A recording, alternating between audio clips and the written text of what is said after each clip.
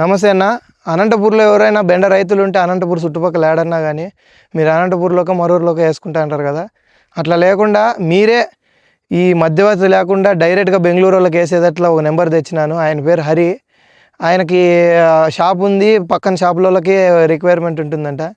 మీరు ఎవరైనా బెండ ఉండి అమ్ముకోవాలనుకుంటే ఆయనకు ఒక ఫోన్ చేసినారంటే మీకు డైరెక్ట్గా ఆయనే వచ్చి తీసుకొని పోవడం జరుగుతుంది.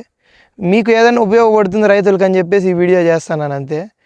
ఆయనకు మీరు ఏదైనా కాయలు ఉంటే మాత్రం ఓ 2 రోజుల ముందర ఆయనకు చెప్తే ఆయన వచ్చి తీసుకొని పోతాడు.